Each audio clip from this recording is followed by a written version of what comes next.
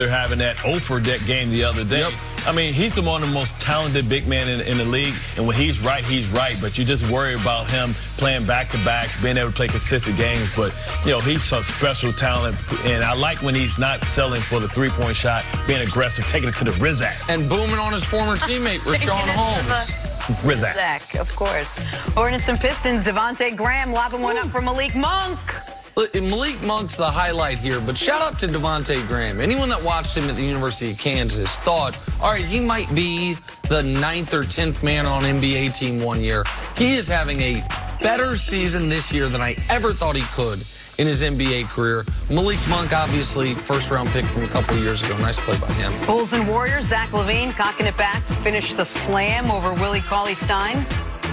Great play by LaVine. Shout out to the Warriors getting their just 4th win of the year. A costly win for the Warriors. Steve Kerr so frustrated during the game, broke a clipboard, cut his hand open. Yeah, true story, Jenna Wolf. You'd be out a month. Steve Kerr coached the rest of the game. I had nothing. How did I get run over? I had nothing to do with that. The Warriors worse than the Knicks. Whoever thought this day would come. Lakers and Pelicans. LeBron James driving, delivering. That's a nice slam by him. It took a lot of effort.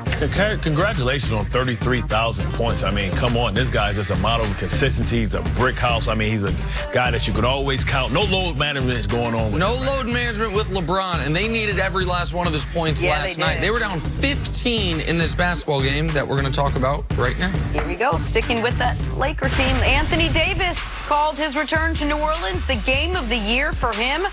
Then he went out and played his game of the year. Carried the Lakers with a season-high 41 points to go along with 9 rebounds. LeBron not too shabby. A cool 29, 5, and 11 for the King. As you mentioned, Bart, he joined Kobe, Karl Malone, and Kareem as the only members of the 33,000-point club. Nick, let's start with the AD angle. What did you make of his return last night?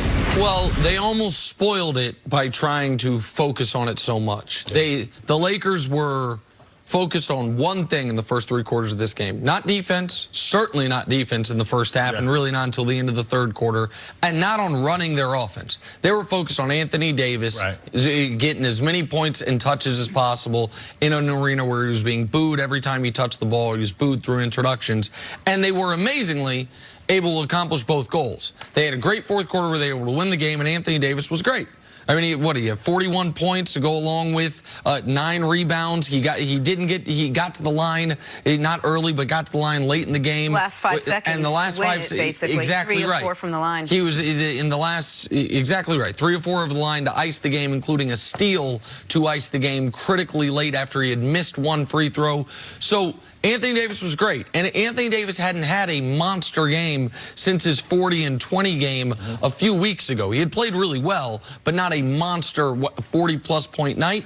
So I would say all of the Lakers' goals were accomplished yesterday evening. Well, they're still trying to learn how to play with each other, and I like the fact that Anthony Davis, the young stallion, can go ahead and lead the team, and then LeBron comes in and decides to be great when needed, because you know that it's going to come down in the playoffs. LeBron's going to have to be rested. He doesn't do the load management plan 37 minutes yesterday, but you know that it's a battle of attrition. You know that the elephant in the room is that they're going to play with the Clippers. It's going to be important to see if a 3rd team can kind of get in this race, because we know it's between the 2 LA teams.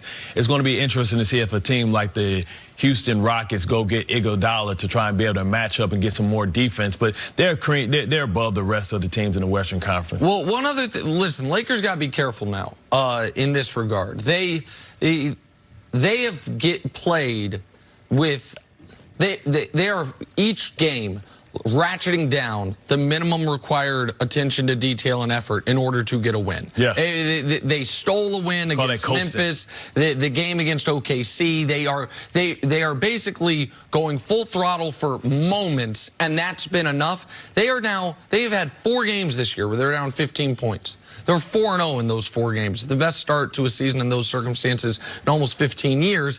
And yesterday's game mattered to them because of the Anthony Davis part, and they still didn't pay any attention to the defensive side of the ball until late in the third quarter. But isn't this what we talk about with sustainability? I mean, how many games can we see LeBron James play both sides as hard as he does on defense as on offense? How many games can we really see them come out so hard and have LeBron play every single game? But I guess, these are two separate things. One is, I would argue they didn't come out hard at all. I would think they were coasting for 3 quarters. It's because they came out so strong. I think it's because they've had a soft schedule and because they haven't been challenged in a few weeks, and they have thus far been proven right.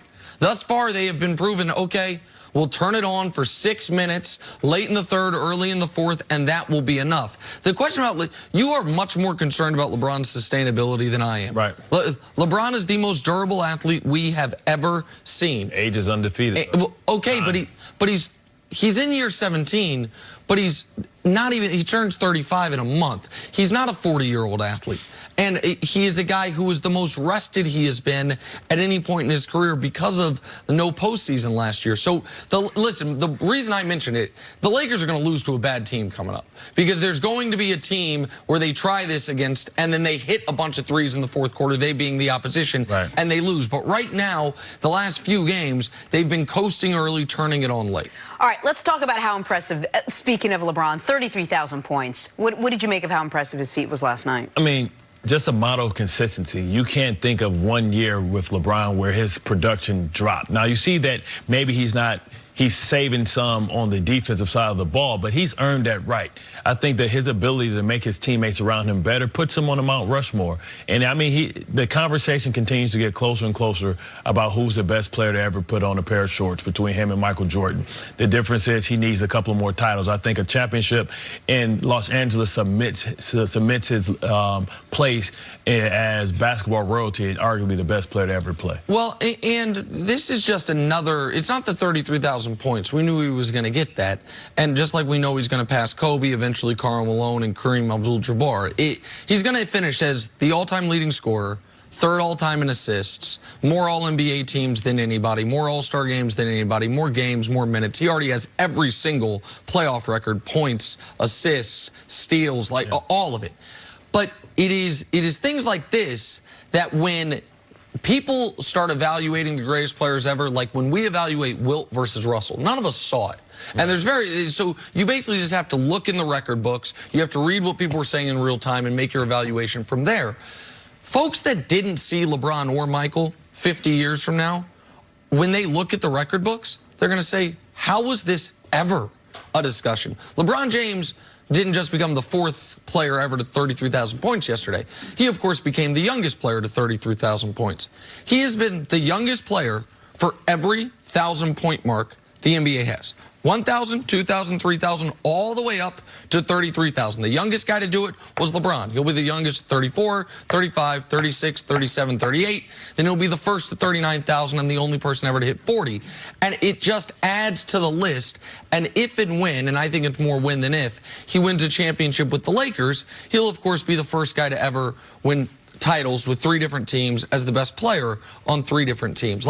It's just another notch in the resume of a guy who I think it will not even be a debate when it's all said and done who the greatest player of all time is. Michael Jordan. Because you can only revolutionize a sport, globalize a sport once, and that matters. We watched Muhammad Ali do it with boxing. We watched Michael Jordan globalize the game in basketball, and that matters in the era in which he played in. Not saying that LeBron couldn't play in that era, but the degree of difficulty was a lot harder because you had more good teams than you have today. Right now, the league is top-heavy. Most important players, the most marketable players, most revolutionary players, I don't know that LeBron's any of those things. But Steph Curry, by the way, has been a revolutionary player as far as the way he's changed the game. They changed the rules for Wilt. They changed them again for Kareem. Jordan changed the way sports marketing worked, sports apparel worked. After Magic and Bird, all of that matters as far as maybe his overall icon status. But as far as the greatest player, the most effective basketball player ever, it's clearly the guy we're still able to watch every night or every couple nights. If Jeffrey, when it's all said and done, nobody's going to be arguing against I'm sorry, it. if Jeffrey didn't spend a couple of years in college, and if Jeffrey didn't go play baseball, well, it's interesting. we know those numbers would be totally Well, it's interesting because he didn't have to go to college. Most Malone didn't.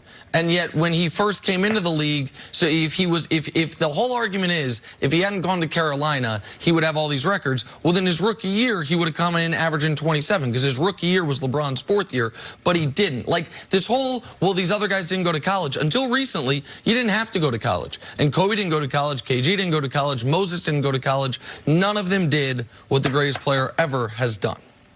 All right. Comment